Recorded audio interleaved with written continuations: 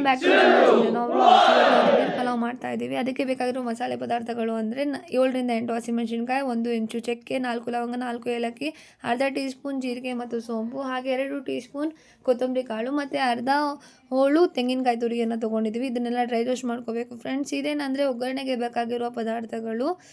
ಅರ್ಧ tea spoon ಜೀರಿಗೆ ಒಗ್ಗರಣೆಗೆ ಹಾಕಬೇಕು ಫ್ರೆಂಡ್ಸ್. ಅದ್ರ ಜೊತೆಗೆ ನಾವೇನು ತೊಗೊಂಡಿದ್ದೀವಿ ಅಂದರೆ 4 ಈರುಳ್ಳಿಯನ್ನು ದೊಡ್ಡದಾಗಿ ಕಟ್ ಮಾಡ್ಕೊಂಡಿದ್ದೀವಿ ಚೆನ್ನಾಗಿ ಬೇಯಲಿ ಅಂತ. ಅದ್ರ ಜೊತೆಗೆ ಅರ್ಧ ಹಿಡಿ ಪುದೀನ ಸೊಪ್ಪು, ಅರ್ಧ ಹಿಡಿ ಕೊತ್ತಂಬರಿ ಸೊಪ್ಪು ತೊಗೊಂಡಿದ್ದೀವಿ. ಆಮೇಲೆ 1/4 kg ಬೀನ್ಸನ್ನು ತೊಗೊಂಡಿದ್ದೀವಿ. ಅದು ಬೀನ್ಸ್ ಬಂದು ನಿಮಗೆ ಆಪ್ಷನಲ್. ಅದ್ರ ಜೊತೆಗೆ 2 ಟೊಮಾಟೋನ ಚಾಪ್ ಮಾಡ್ಕೊಂಡಿದ್ದೀವಿ ನೀಟಾಗಿ.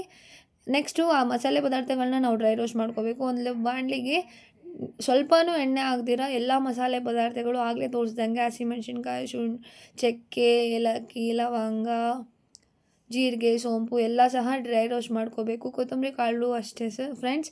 ಏನಂದರೆ ಅದು ವಾಸನೆ ಬಿಡೋ ತನಕ ನಾವು ನೀಟಾಗಿ ಲೋ ಫ್ಲೇಮಲ್ಲಿ ಡ್ರೈ ರೋಸ್ಟ್ ಮಾಡ್ಕೋಬೇಕು. ಜಾಸ್ತಿ ಫ್ಲೇಮ್ ಇಟ್ಕೊಂಡ್ರೆ ಅದು ಸುಟ್ಟೋಗಿಬಿಡುತ್ತೆ. ಸುಟ್ಟು ವಾಸನೆ ಬರಬಾರ್ದು ಫ್ರೆಂಡ್ಸ್. ನೀಟಾಗಿ ಅದ್ರ ಮಸಾಲೆ ಪದಾರ್ಥದ್ದು ಏನು ಸ್ಮೆಲ್ ಬರಬೇಕು ಅದೇ ಬರೋ ಥರ ನಾವು ನೀಟಾಗಿ ಡ್ರೈ ರೋಸ್ಟ್ ಮಾಡ್ಕೋಬೇಕು. ಜೀರಿಗೆ ಮತ್ತು ಸೋಂಪು ಸಹ ನೀಟಾಗಿ ಸ್ವಲ್ಪನೂ ಬ್ರೌನಿಷ್ ಆಗದಿರ ನೀಟಾಗಿ ನಾರ್ಮಲ್ ಫ್ಲೇಮಲ್ಲಿ ಲೋ ಫ್ಲೇಮಲ್ಲೇ ಇಟ್ಕೊಂಡು ಡ್ರೈ ರೋಸ್ಟ್ ಮಾಡ್ಕೋಬೇಕು. ತೆಂಗಿನಕಾಯಿ ತುರಿಗೆ ಫ್ಲೇಮೇನು ಆನ್ ಇರೋದು ಬೇಡ. ಅದು ಆಲ್ರೆಡಿ ಬಿಸಿ ಇರೋದ್ರಿಂದ ಬಾಣಲಿ ಅದ್ರ ಹೀಟಲ್ಲೇ ಅದು ರೋಸ್ಟ್ ಆಗಿಬಿಡುತ್ತೆ.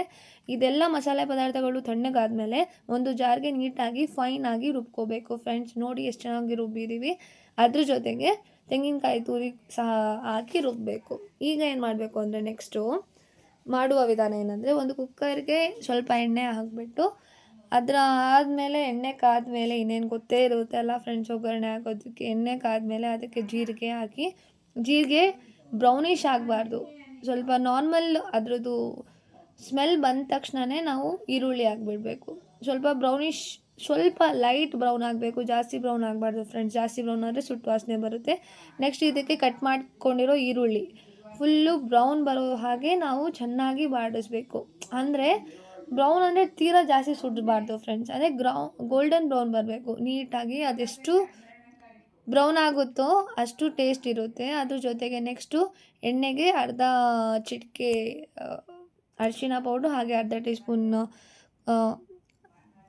ಖಾರದ ಪುಡಿ ಹಾಕ್ಬಿಟ್ಟು ಚೆನ್ನಾಗಿ ಬಾಡಿಸಬೇಕು. ನೆಕ್ಸ್ಟು ಈಗ ನಾವು ಜಿಂಜರ್ ಗಾರ್ಲಿಕ್ ಪೇಸ್ಟ್ ಹಾಕ್ತಿದ್ದೀವಿ. ಅದು ಸೆಂಟ್ರಲ್ಲಿ ಹಾಕ್ತಿದ್ದೀವಿ, ಎಣ್ಣೆ ಇರೋ ಕಡೆ ಮಾತ್ರ. ಯಾಕಂದರೆ ಅದು ಹಸಿ ವಾಸನೆ ಇರುತ್ತಲ್ಲ, ಅದು ಎಣ್ಣೆಯಲ್ಲೇ ನೀಟಾಗಿ ರೋಸ್ಟ್ ಆಗಲಿ ಅಂತ ನಾವು ಎಣ್ಣೆ ಜೊತೆ ಫ್ರೈ ಮಾಡ್ತಿದ್ದೀವಿ. ಇದು ನೋಡಿ ಫ್ರೆಂಡ್ಸ್, ನೆನೆಸಿಟ್ಟಿರೋ ಅಕ್ಕಿ. ಆಮೇಲೆ ಪುದೀನ ಮತ್ತು ಕೊತ್ತಂಬರಿ ಸೊಪ್ಪು ಆಗಲೇ ತೋರಿಸಿದಾಗೆ ಅದನ್ನು ಹಸಿ ವಾಸನೆ ಹೋಗೋ ತನಕ ನೀಟಾಗಿ ಫ್ರೈ ಮಾಡ್ಕೋಬೇಕು. ಅದೆಷ್ಟು ಮಟ್ಟಿಗೆ ಫ್ರೈ ಆಗುತ್ತೋ ಅಷ್ಟರ ಮಟ್ಟಿಗೆ ಅದು ಟೇಸ್ಟ್ ಇರುತ್ತೆ. ಅದ್ರ ಜೊತೆ ಕಸ್ತೂರಿ ಮೇಥಿ ಸಹ ಹಾಕ್ತಾಯಿದ್ದೀವಿ. ಅದು ಎಣ್ಣೆಗೆ ಹಾಕೋದ್ರಿಂದ ಅದು ಫ್ಲೇವರ್ ಸುಟ್ಕೊಳ್ಳುತ್ತೆ. ಆಮೇಲೆ ಆಗಲೇ ಕಟ್ ಮಾಡ್ಕೊಂಡಿರೋ ಬೀನ್ಸ್ ಸಹ ಆ್ಯಡ್ ಮಾಡ್ತಿದ್ವಿ. ಬೀನ್ಸ್ ನೋಡಿ ಫ್ರೆಂಡ್ಸ್, ಮತ್ತೆ ಹೇಳ್ತಿದ್ದೀನಿ, ಇದು ನಿಮಗೆ ಆಪ್ಷನಲ್. ಅದ್ರ ಜೊತೆ ಬೇರೆ ತರಕಾರಿ ಸಹ ನೀವು ಯೂಸ್ ಮಾಡ್ಕೋಬೋದು. ಈಗ ಸದ್ಯಕ್ಕೆ ನಾವು ಬೀನ್ಸ್ ಹಾಕಿದ್ದೀವಿ ಅಷ್ಟೇ. ಬೀನ್ಸ್ ಹಾಕಲೇಬೇಕು ಅನ್ನೋದು ಏನೂ ಇಲ್ಲ. ನೆಕ್ಸ್ಟು ಈ ಮಸಾಲೆ ಹಾಕ್ತಾಯಿದ್ದೀವಿ ನೋಡಿ, ಆಗಲೇ ರುಬ್ಕೊಂಡಿದ್ದು. ಇದು ಅಷ್ಟೇ, ಹಸಿ ವಾಸನೆ ಹೋಗೋ ತನಕ ಚೆನ್ನಾಗಿ ಫ್ರೈ ಮಾಡ್ಕೋಬೇಕು. ಯಾವುದೇ ಅಡುಗೆ ಆಗಲಿ ಫ್ರೆಂಡ್ಸ್, ಮಸಾಲೆ ನಾವು ಎಷ್ಟರ ಮಟ್ಟಿಗೆ ಬೇಯಿಸ್ಕೋತೀವೋ ಅದ್ರ ಮೇಲೇ ಅದ್ರ ಟೇಸ್ಟ್ ನಿಂತ್ಕೊಂಡಿರುತ್ತೆ. ಸೊ ನಿಮಗೆ ಟೇಸ್ಟಿಯಾದ ಅಡುಗೆ ಬೇಕು ಅಂದರೆ ನಾವು ರುಬ್ಬಿರೋ ಮಸಾಲೆನ ಚೆನ್ನಾಗಿ ಎಣ್ಣೆಯಲ್ಲಿ ಬೇಯಿಸ್ಕೋಬೇಕು. ನೋಡಿ ಫ್ರೆಂಡ್ಸ್, ಈಗ ನಾವು ಟೊಮ್ಯಾಟೊ ಹಾಕಿದ್ದೀವಿ. ಟೊಮ್ಯಾಟೊ ಹಾಕಿದ್ರಿಂದ ನೀರು ಏನು ಆ್ಯಡ್ ಮಾಡೋ ಅವಶ್ಯಕತೆ ಇಲ್ಲ, ಯಾಕಂದರೆ ಅದರಲ್ಲೇ ನೀರಿರುತ್ತೆ ಅಲ್ವಾ.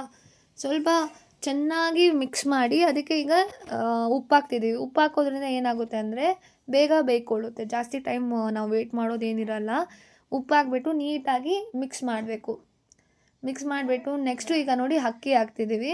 ಅಕ್ಕಿ ಹಾಕಿ ಅಕ್ಕಿನೂ ಸಹ ನೀಟಾಗಿ ಅದ್ರ ಜೊತೆ ಈ ರೀತಿ ಫ್ರೈ ಮಾಡೋದ್ರಿಂದ ಅದು ಉಪ್ಪು ಖಾರ ಎಲ್ಲ ನೀಟಾಗಿ ಅಕ್ಕಿಗೆ ಆ್ಯಡ್ ಆಗಿರುತ್ತೆ. ಅಂದರೆ ಅನ್ನ ಸಪ್ಪೆ ಅನ್ನೋದೇ ಅನಿಸಲ್ಲ ನಾವು, ಆ ಥರ ಅಷ್ಟರ ಮಟ್ಟಿಗೆ ಇರುತ್ತೆ. ನೆಕ್ಸ್ಟು ಅದಕ್ಕೆ ನಾವು ಆಲ್ರೆಡಿ ಅಲ್ಲಿ ಬಿಸಿ ಮಾಡಿರೋ ನೀರು, ಆ ಅಕ್ಕಿ ಅಳತೆ ನಾವು ಆಲ್ರೆಡಿ ನೀರನ್ನ ಬಿಸಿ ಮಾಡ್ಕೊಂಡಿದ್ದೀವಿ. ಅದನ್ನು ಈಗ ಸೇರಿಸ್ತಿದ್ದೀವಿ.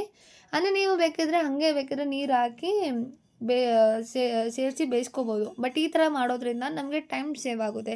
ಈಗ ನಾವು ಆಫೀಸ್ಗೆ ದಿಢೀರ್ ಅಂತ ಹೋಗಬೇಕಾ, ದಿಢೀರಾಗಿ ಬೇಗ ಅಡುಗೆ ಆಗಬೇಕಾ, ಆ ಟೈಮ್ ಉಳಿಸೋದಕ್ಕೋಸ್ಕರ ನಾವು ಸೆಪ್ರೇಟಾಗಿ ನೀರನ್ನ ಕುದಿಸಿದ್ದೀವಿ. ಈಗ ನೋಡಿ ಫ್ರೆಂಡ್, ಎಷ್ಟು ಚೆನ್ನಾಗಿ ಕುದೀತಾ ಇದೆ ರೈಸು, ಪಲಾವು ನೋಡಿ ಎಷ್ಟರ ಮಟ್ಟಿಗಿದೆ. ಈಗೇನಂದರೆ ಸ್ವಲ್ಪ ಟೇಸ್ಟ್ ನೋಡಿಬಿಟ್ಟು ಇನ್ನೇನಾದರೂ ಆಲ್ಟ್ರ್ ಇದ್ದರೆ ಆಲ್ಟ್ರ್ ಮಾಡ್ಕೊಬೋದು, ಇಲ್ಲ ಅಂದರೆ ಸರಿ ಇದ್ದರೆ ಈಗ ಲಿಡ್ ಕ್ಲೋಸ್ ಮಾಡಿಬಿಟ್ಟು ನೋಡಿ ಫ್ರೆಂಡ್ಸ್ ಎಷ್ಟು ಚೆನ್ನಾಗಿ ಬಂದಿದೆ. ದಿಢೀರ್ ಪಲಾವ್ ದಿಢೀರಾಗಿದೆ. ಹೀಗೆ ಇದನ್ನು ಟ್ರೈ ಮಾಡಿಬಿಟ್ಟು ನಮ್ಮನ್ನ ಸಹ ಟ್ಯಾಗ್ ಮಾಡಿ, ಹಾಗೆ ಇದನ್ನು ಶೇರ್ ಮಾಡಿ, ಲೈಕ್ ಮಾಡಿ, ಫಾಲೋ ಮಾಡಿ. ನೆಕ್ಸ್ಟ್ ವಿಡಿಯೋಗೆ